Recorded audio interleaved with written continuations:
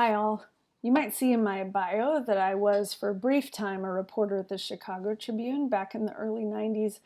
And when I was there, I was just thinking of all of you because when I was there, I had an editor whose name was Carey. He was a man, and I'll never forget him. He really had a profound impact on how I write and how I think about the process.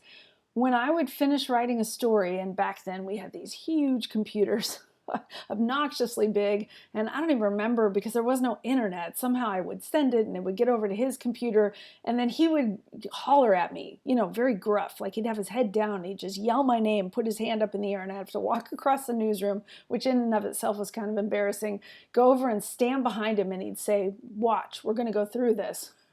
And the first time I was so shocked to see what he was doing. He would go through and highlight and delete and just boom, boom, boom, delete, delete, delete. And what I watched was actually magical as the meaning itself got crisper and clearer and more concise, and sort of, it's like it rose up out of this muck that was all of my floweriness. And I don't even think that it was that much excessive language, but somehow it would rise up into this crisp, succinct, there was the meaning right there. And so then when I would write for him, my goal was to not have him do that. And so I would try to be as concise as I could. And I think this time he's just going to sit there with me standing behind him and read through it and say, good job, and send it on. All the time that I was at the Chicago Tribune, I never achieved that. Every time he would go through and he would go chop, chop, chop, chop. And sometimes I would get defensive and think, oh, I crafted that. I worked so hard on that. And every single time I would read back through what he had done, and it was always, always better.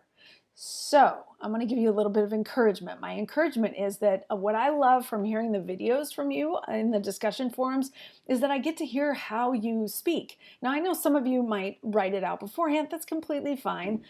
Even so, I can hear how you speak, and you all are well spoken. I wouldn't say that necessarily about every group of students or people that I meet. Not everybody is, and it's not even your fault necessarily. It's the home that you were raised in, the people that you surround yourself with, whether or not you read.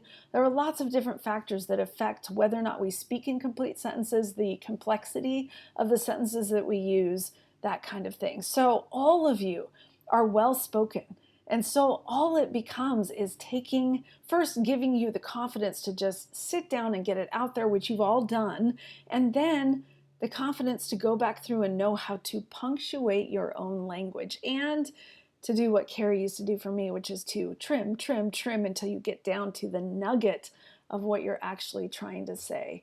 So be encouraged. You all have it in there. We just need to find ways to pare it back.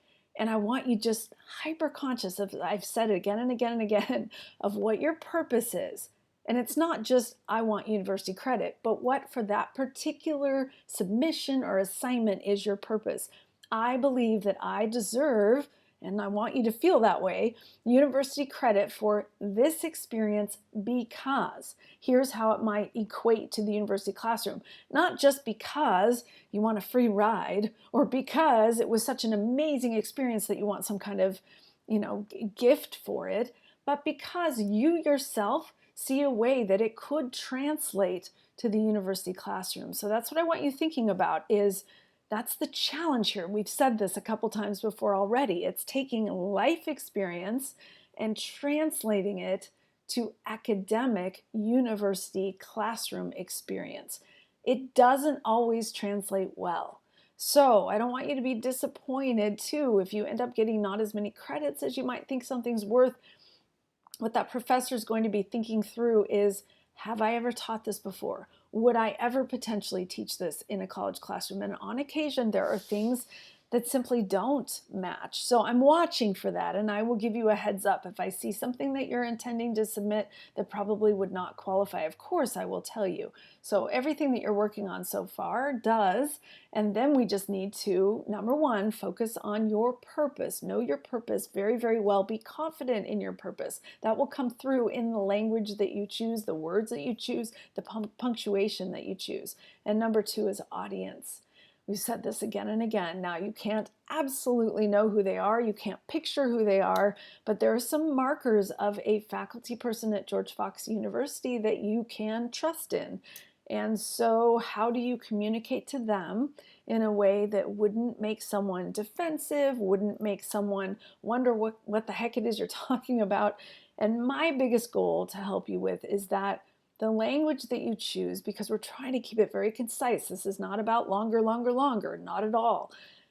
How can I help you choose the language that actually expresses the enormity of what you experienced? For some of you, it's maybe many seat hours, many years, or just a whole lot of information, and then you're trying to cram it all into one paragraph. That's where lists are very effective, bullets are effective, and that's where the concise language will get you farther than sort of flowery talking around it. So the more you can just nail it and list it, the better off you will be. All right, I look forward to reading your next submissions. Blessings on your week.